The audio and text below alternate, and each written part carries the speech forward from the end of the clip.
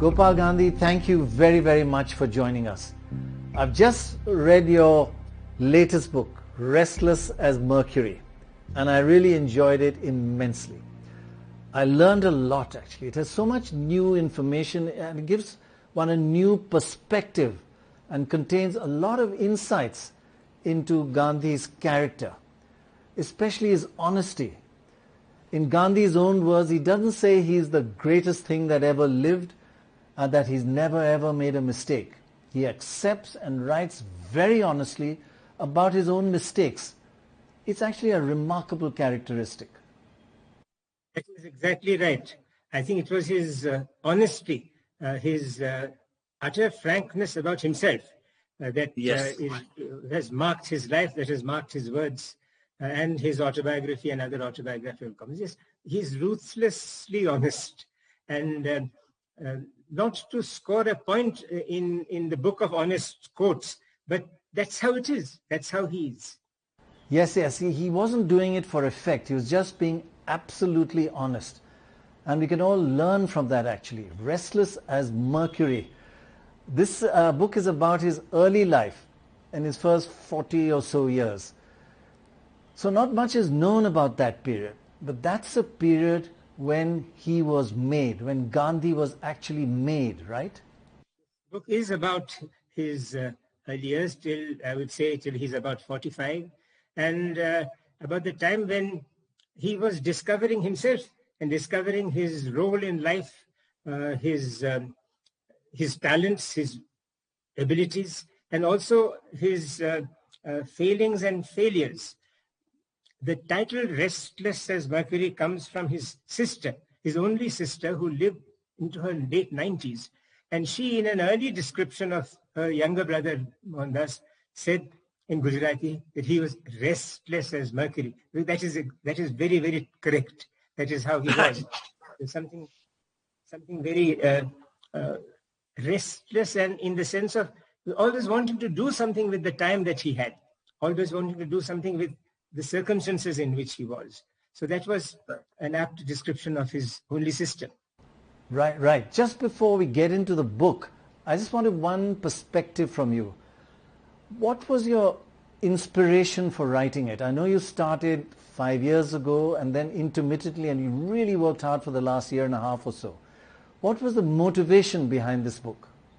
Motivation came in a chance conversation that I had, but it really synchronized with my sense of Gandhi being lost in the saintly hagiographic depiction of the man as a perfect human being who had almost been born complete, ready to transform India.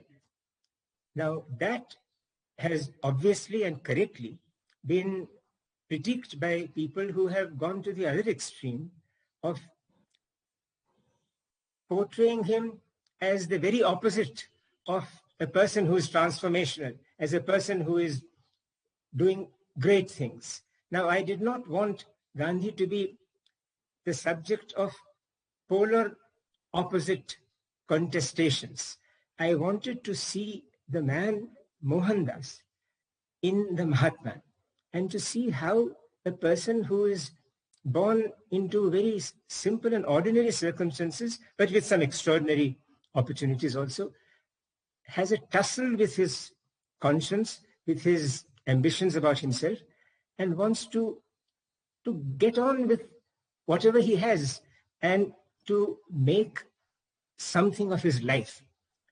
And also to cite him in the aftermath of the mutiny. 1857 was just 12 years before he was born. The mutiny and all that it had meant to the pride of India, and especially to princely India, was a very real factor. And his father was finding it very difficult to adjust to the subjugation of his princely state to the British Raj. And Gandhi was born in that tension. And he grew up with all those tensions. And I wanted to just show him to be Mohandas Karamchand, son of this extraordinary man who would have been something even if he had not become the father of somebody who was going to be called the father of the nation. Well, I've never accepted two differing views on Gandhi. As far as I'm concerned, he is the greatest leader the world has seen in over 200 years. Anyway, what I'd like to do is to ask you, what were the influences in his early life? The people, how they influenced him, and how they changed him. And I think let's start with his father. A very good place to start, Prannoy, because the father was an extraordinary influence on him. Gandhi says about his father in his different writings, which are in this book, that he can picture his father finding it very difficult to get into those hard, strong boots to prepare for the visit of the governor. My father was used to soft slippers of the Indian kind, but getting into this attire just to be able to offer tribute to the visiting governor was like torture for my father. And then he says his father was a man of tremendous willpower, having protested to an English official when the English official was being saucy with the ruler of Rajkot. The ruler said, I don't mind, but Gandhi's father, Karamchand Gandhi, said, this is wrong. I will not tolerate an official being insolent to the ruler. So while the ruler of Rajkot didn't protest, Gandhi's father spoke up against the offensive Britisher. That was a tough, in fact, a very brave thing to do in those days. What happened as a result? Were there any repercussions of publicly taking on the British like that? So perhaps bravery was one major lesson from his father, among many others, right? He was punished. He was detained. The Diwan was detained. And he did not mind that. So a kind of lesson in non-cooperation was received by Gandhi from his father. There was also another lesson which he received from his father, and that was in total integrity. His father left very little money. He didn't amass any wealth. I mean, amass is the wrong word. There was very little in the family by way of wealth. And another and final influence of the father on him was his sense of a higher purpose in life through a realization of God. And Gandhi writes about his father that there were people of all different faiths, Muslims and Parsis and Jains, visiting his father. And he got a sense of India being the home of many faith traditions. And that he got from his father. And he got a sense of austerity from his mother. So these were the starting points of persons influencing him. I'm very glad you asked this question because we think of Gandhi as a person who's influenced others, a person who was like Paras, a philosopher's stone. Whatever he touched turned to gold. But actually, he was being touched by people. Exactly. That comes through so clearly in this book. I'd like to go through Gandhi's childhood experiences, including his school friends, good and bad. And the book makes it clear that he went through quite a turbulent school life. Among the school friends that Mohandas had, not too many, was Sheikh Mehtab, who tells Gandhi, tells young Mohandas, look, you are very weak. Look at me, I'm a runner, I jump, I do pole vaulting, I am so strong. And that's because I'm a meat eater. And you are not, you're a puny fellow. Now, this touched something in Mohandas, coming from a vegetarian family, and he sportingly tried eating meat, didn't last very long. Sheikh Mehtab also introduced him to very predictable lines of what Sheikh Mehtab thought was the ideal life of a youth, none of which really stayed with Gandhi. But the most important thing which Sheikh Mehtab did to Gandhi, which Gandhi realized was awfully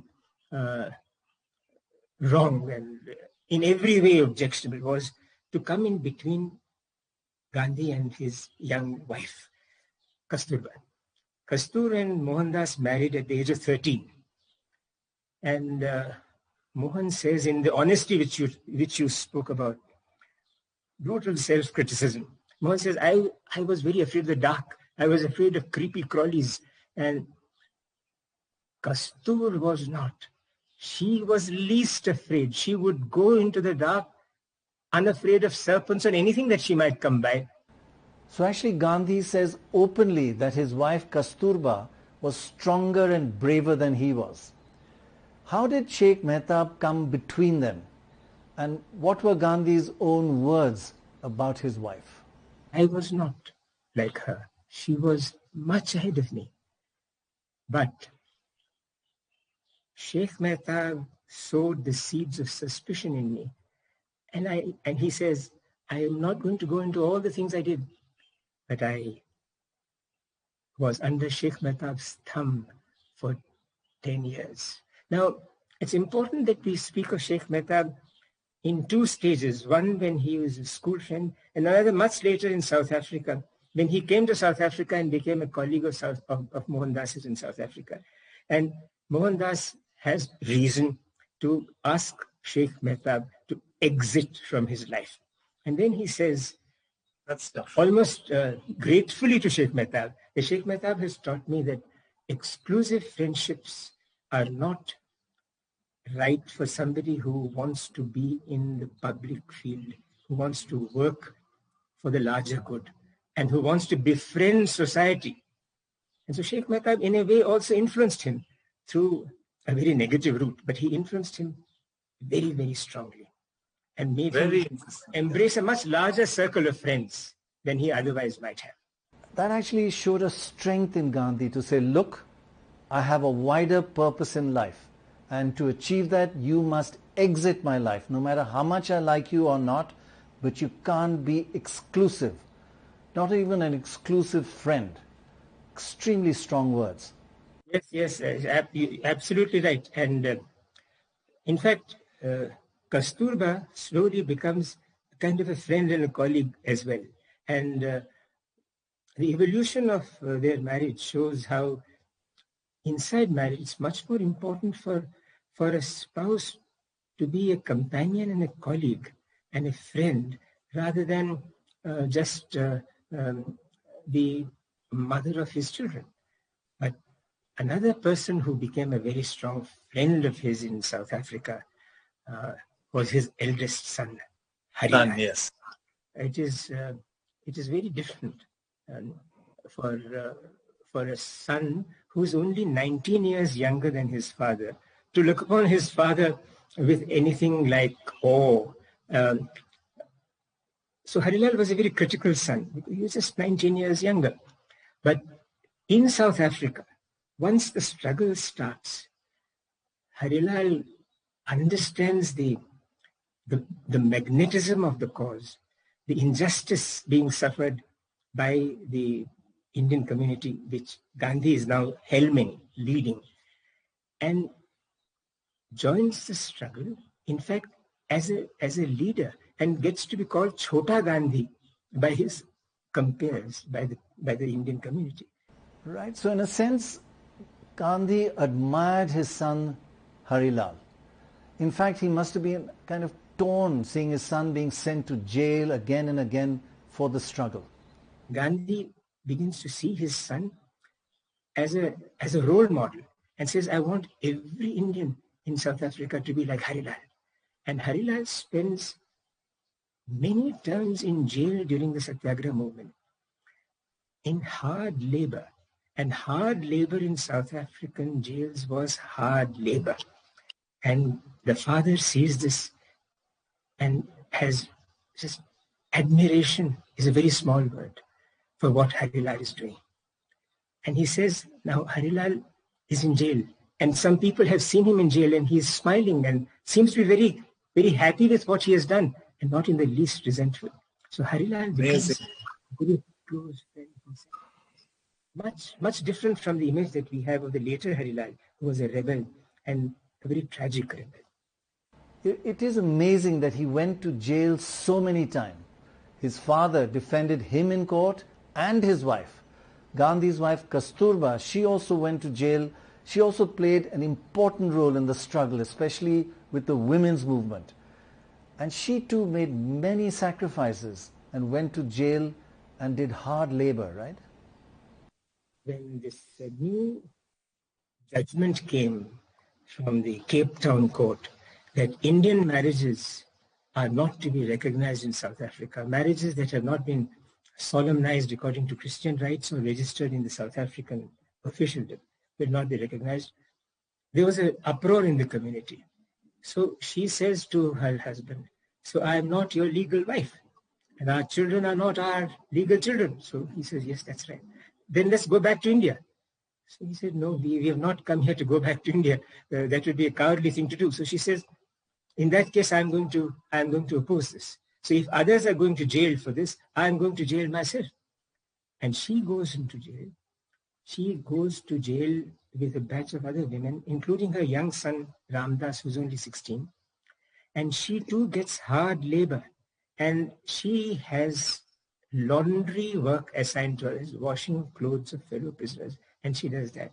So Kasturba Gandhi had her circle of friends and fighters for the cause. Some of her women comrades and fighters had a major influence on the Gandhi family, especially after Kasturba Gandhi came out of jail. When she comes out, she's a physical wreck. But there it is. Colleagues who become friends, relatives who become colleagues and friends. And Kasturba is in jail with a great Tamil freedom fighter in South Africa, Valliyamma. I call her freedom fighter because she was more than a satyagrahi. She was in jail for the same cause, this judgment about Indian marriages. She's an unmarried Tamil girl, and she dies 2 days after she has come out of jail.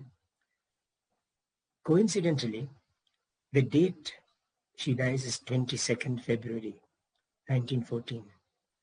And Kasturba is to die on the 22nd of February 1944, 30 years later, again in another jail in India.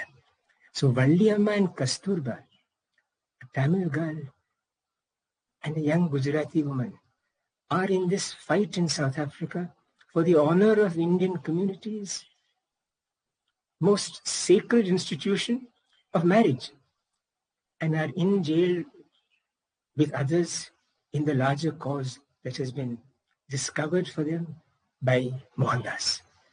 And Mohandas attends Valliyamma's funeral. And she is an extraordinary character. She is a person who, had she been in India, would have been known much more. But since she is in South Africa and in this part of the life of Mohandas, which needs now to be rediscovered, for the sake of our own sense of where our freedom has come from the sacrifices of very simple people, unlettered Valliyamma, and then highly educated barrister Mohandas, all in the same struggle. Yes, and the book makes it clear that there were a lot of South Africans, in fact Zulu leaders, who Gandhi interacted with or even learned a lot from and was inspired by, right? That is absolutely right. There was something about Mohandas that we have to admit. He describes himself as a young boy, as having been a good boy, not a bright boy. But that word good, it has sort of dropped out of current vocabulary. Nobody uses these words very often now. But there was something about Mohandas's goodness that appealed to people across the board. What is this goodness? It was just frankness, the lack of guile, lack of strategic, ambitious manipulation, and just an honest expression of his desire to mend things. And this goodness brings the goodness out in others, and they in turn impact on Mohandas. Absolutely. Actually, what amazed me while reading this book was that even before Gandhi became globally famous, there was something about him which everybody was struck by. So many people clearly loved Gandhi, loved what he was doing, and loved his method of fighting. That is exactly right. And I'm so glad you've used the phrase love. They loved him. They loved the goodness in him. And I think they also saw in him the complete absence of any personal motivation. And it was just this desire to set something right which was so horribly wrong. And they say to Mohandas, "You are our brother." And Mohandas says, "I was called Bhai in South Africa." And that is the greatest compliment that could have been paid to him. He was called Bhai. This is much before he came to be called Mahatma or the father of the nation, as Netaji Subhash Chandra Bose called him. He was just Bhai. So camaraderie, being in the same fight together as equals, was what marked his time in South Africa. With all these people being his equals and peers, and their lives, as emerge in Mohandas's descriptions, are lives of just titans. That's the only word I can use. Right, that's beautiful. And it's not just Indians. There was an influence of the Zulu chief, right? Chief Bambata. In what sense was that an influence on Gandhi's life? That is exactly the personality I wanted to come to. And I wanted to say that the question of the larger identity of the Africans was at the back of his mind, but it was not at the top of his own political agenda. And this has been a problem for many historians who say that here is a man who is struggling for the very justifiable political rights of the Indians, but in the theater where there's a very much greater, in terms of volume and velocity, injustice being perpetrated on the Africans. Now, it is a fact that Gandhi did not become an advocate for the African cause, which itself was very new and young and nascent, just emerging. He did not join that.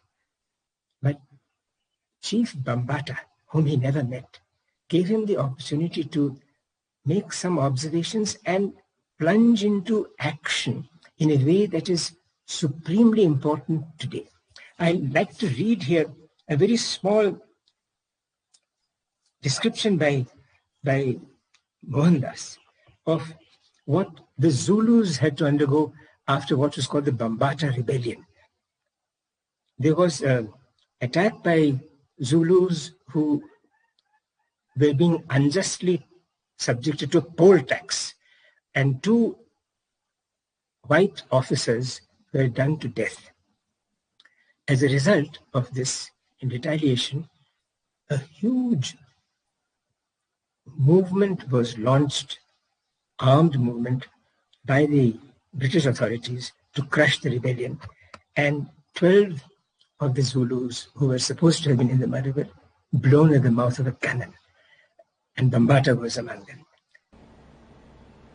They were made to stand in front of a cannon and blown to pieces by the British. How barbaric can you get? What role did Gandhi play, if any, in the Zulu movement? Now, Gandhi, as an Indian subject of the British Empire, joined the expedition against the Zulus, but as a stretcher bearer to tend the wounded and the dying. And he says, we were to dress the wounds on the backs of several natives who had received lashes. He found that the wounded Zulus would have been left uncared for unless we had attended to them.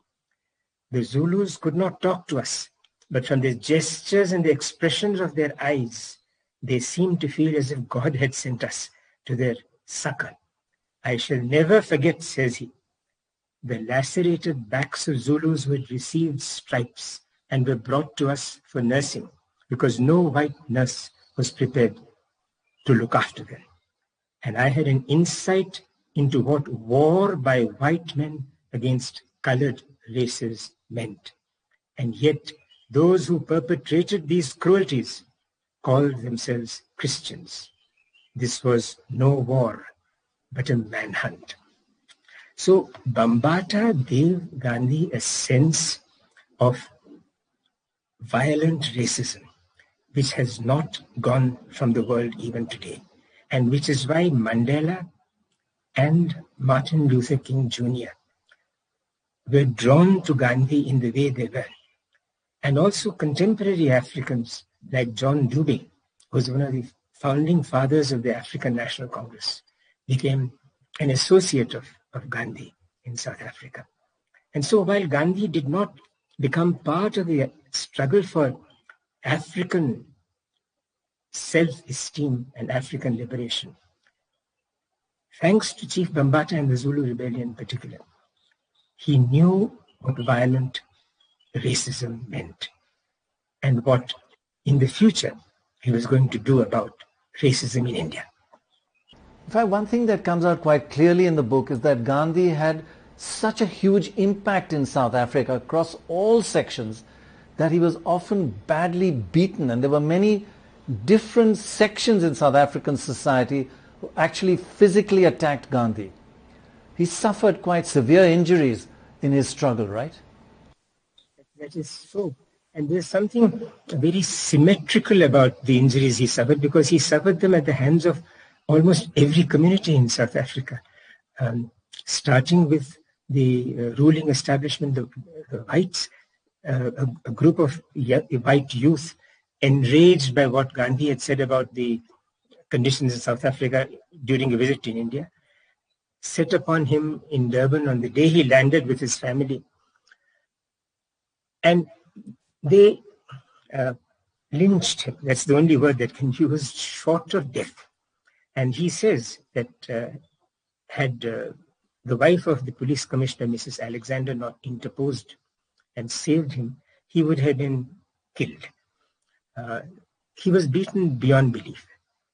And then, at the hands of a fellow Indian, when he came to a compromise with the government in the shape of General Smuts, who was a Minister for Interior, on the voluntary offering of fingerprints after the compulsion of fingerprints was offered to be lifted.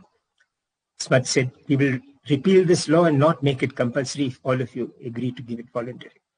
You mean this simple agreement to be able to voluntarily offer your fingerprints rather than it being forced and made compulsory, that difference nearly cost Gandhi his life. What actually happened? A group of Indians, Pathans, who had joined the struggle because Gandhi had said we should never give our fingerprints, they were dismayed and a little puzzled by this compromise. They said, yesterday you told us to join the struggle and never give fingerprints, and today you're saying we should give it voluntarily. It was too nuanced for them. Gandhi had come to a very finely nuanced compromise on principle. Coercion had been removed. But Mir Alam hit Gandhi on his head with a truncheon and kicked him and left him for dead because he felt Gandhi had betrayed the cause. And Gandhi says, very, very significantly, that as he fell, he remembers very dimly that as the blow started, I uttered the words, "Hey Rama." This is in 1909, "Hey Rama," when he had been hit by Mir Alam.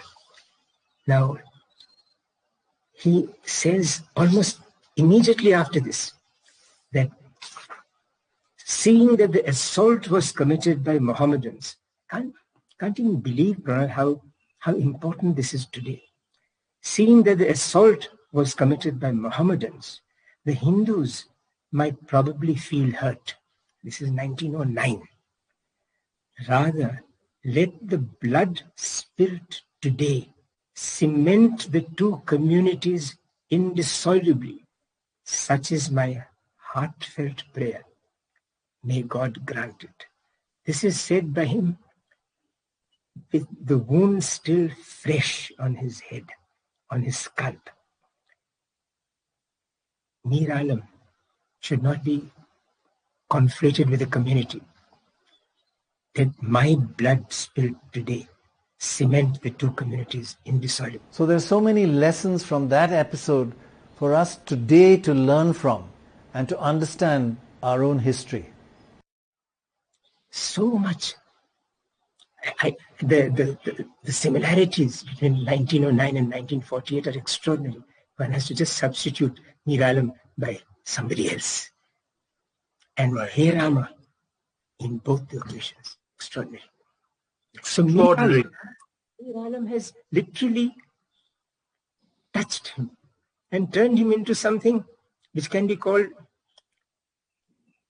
a personality beyond himself, and saying something from his pain, which is so important even today. Moving on to his relationship with the white General Smuts, that comes out very, very vividly in the book. If you could just elaborate on that a bit, the amazing relationship of political enemies, but in a sense General Smuts still looked up to Gandhi as well. Smuts was also a deeply religious person, and he saw in Mohandas another deeply religious person. But politics came between them. And so Gandhi went to jail, and Smuts actually did betray him. But this never affected their personal equations. After having jailed him, Smuts sent him religious books to read in jail. And Gandhi says, now I know that Smuts really did not mean it personally. He couldn't help himself. And after a final agreement had been reached, Gandhi gave him as a gift a pair of sandals which he had made himself.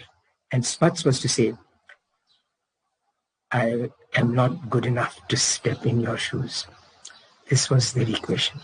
And this, again, in a very remarkable way, anticipates the agreements which Gandhi reached with Lord Irwin in India, this famous Gandhi-Irwin Pact, in which something was given and something was not given. But there was some movement towards justice with accord. And C.F. Andrews, the great Indian missionary, who was sent by Gokhale to South Africa at the final stages of the struggle. Just before we come to him, tell us a bit about his mentor, Gokhale. You just mentioned his name. It comes out that he really is in many ways Gandhi's mentor in South Africa. Gopal Krishna Gokhale, who was in many ways the greatest liberal statesman of his time, who was challenging the British Raj to rise above its narrowness and stinginess, one might say, with political reform, but constitutionally. So the appeal of a constitutional, non-violent, reformist approach to India's liberation, as opposed to the anarchic school of violence, was very strong. And Gandhi very quickly made Gokhale his political guru, so to say, and invited him to South Africa. And Gokhale comes to South Africa and parleys with the government, including Smuts, and then sends C.F. Andrews, the great missionary who was so close to Rabindranath Tagore, to help Gandhi reach that accord. And Andrews comes and actually clinches the accord and gets from Smuts and Botha, who's then the leader, a whole set of agreements, a deck of agreements, which met almost every single demand of Gandhi, and leading to the Smuts-Gandhi Accord. So the Smuts-Gandhi Accord is a turning point in many ways, including for Gandhi himself and his future, his going back to India. And that's when Gandhi leaves South Africa. And from his boat, Prannoy, from his ship, which is taking him away from South Africa for the last time, with his wife Kasturba there, he writes to his nephew who is in South Africa, that the creeper of love I have planted, quoting an old Hindi song which Subbulakshmi has made so famous, Asuvana jala sincha prema bela boy, creeper of love I have planted, and the harvest is now being reaped. So it was just love, and it was truth, and it was goodness, and it was supreme courage. And as you rightly pointed out, it was over blood spilt in courage, but without hate.